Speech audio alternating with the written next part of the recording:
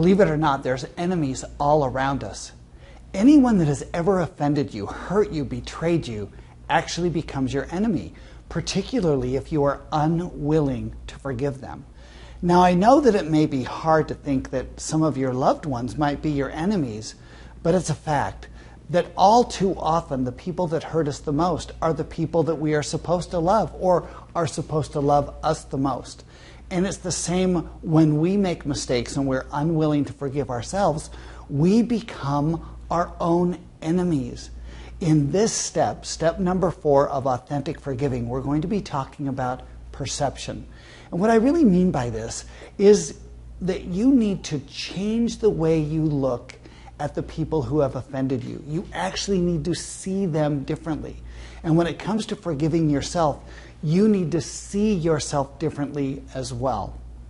This step of perception is very important as we proceed to the next video, which will be step number 5, forgiving, as a way to prepare yourself to the actual act of forgiving. When I was 9 years old, my father remarried, and from the beginning, my stepmother treated me poorly.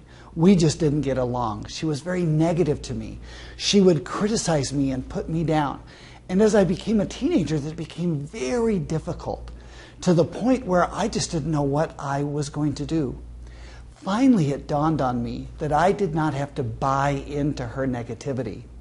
And I came to the conclusion that if she really knew me, if she were to take the time to really get to know me, she would not treat me that way.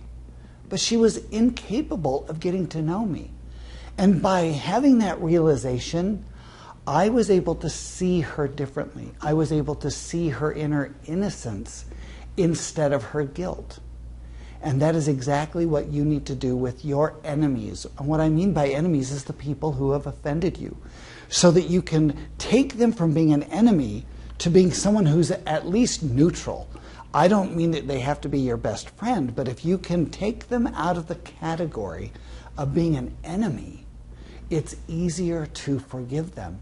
And just like I was able to see my stepmother in her innocence instead of her guilt, it made it easier for me to see her in a new light. Let me give you another example.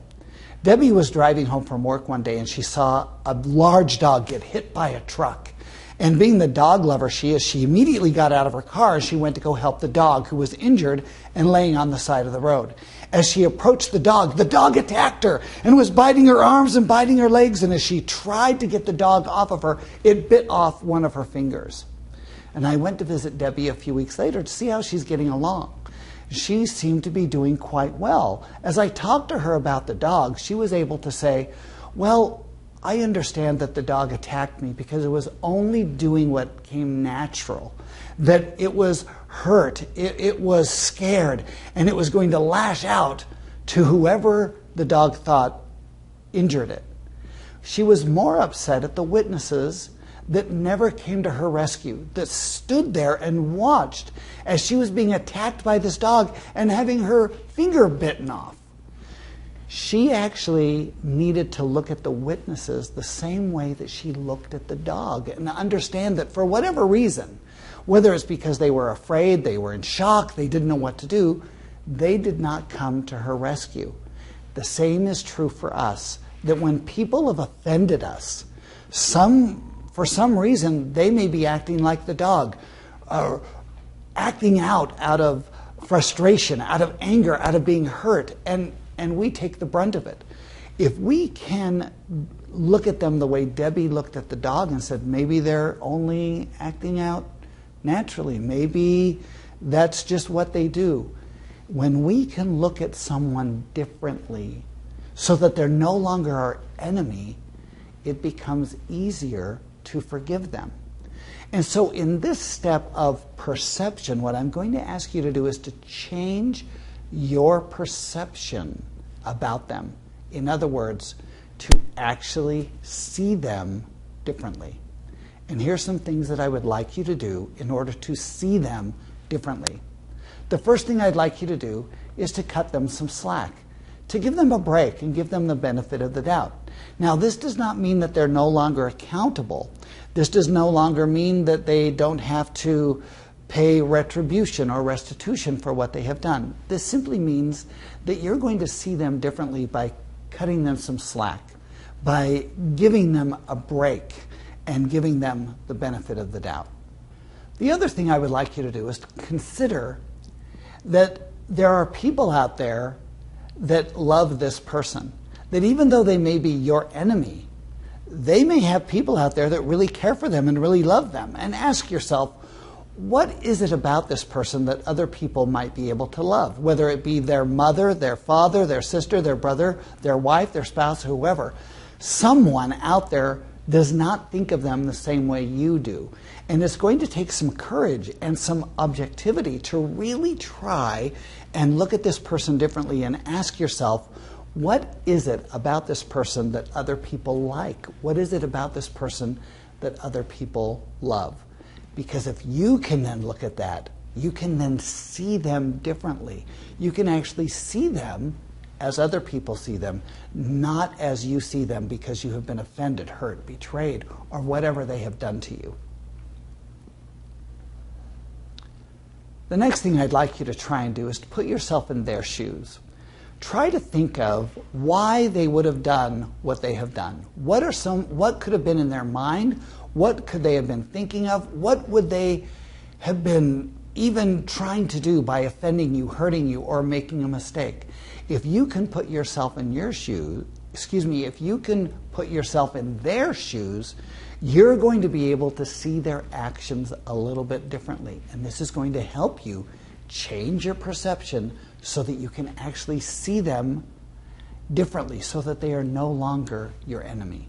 Another thing that you might try is to actually think of them as a wounded animal, just like Debbie in that story of the injured dog. If you actually think of your offender as a wounded animal, then they're lashing out. They're doing something that is unnatural for you, but maybe it's natural for them. You would be able to see them as maybe acting out in a cry for love or expressing some sort of need to you that goes unmet. And because their need is unmet, they're going to offend you in some way. And again, this is all about trying to see them in a new light, trying to see them differently. The last thing that I'd like you to try is to visualize yourself embracing the enemy. And what I really mean by this is literally in your mind, seeing yourself hug them, embrace them, and become close to them. This visualization, though hard it may be, will be a great step towards seeing them differently so that in your heart you can forgive them as we move into the next step. This idea of embracing the enemy becomes very powerful, and it's a very important step. Now, some of you may think that changing the way you see someone who has hurt you is a game, or it is silly that I'm asking you to change your perception. I want you to have some faith in the process. I want you to trust me a little bit, because if you can change your perception, and when you change your perception to the point that you no longer see this person as an enemy, forgiving becomes a little bit easier, because it's easier to forgive a friend. It's easier to forgive someone who's not your enemy than it is to forgive an enemy. So you need to take them out of that category of being an enemy into being something else, something at least neutral. So even though you may think this silly and kind of a game that we're playing with words, I want you to take it somewhat seriously so that you can change the way that you look at the people who have offended you. And when you change the way you see them, then forgiving them is so much easier. And here's what I'd like you to do over this next week. I would like you to think about who has offended you, or who offended you this past week, who offended you today, and try to see them differently. Try to apply some of the principles that I've discussed in this video so that you can actually see them in their innocence instead of their guilt. And when you can do that, forgiving becomes very easy. It becomes natural. And that's exactly what we're going to talk about in the next video, which is step number 5, the actual act of forgiving.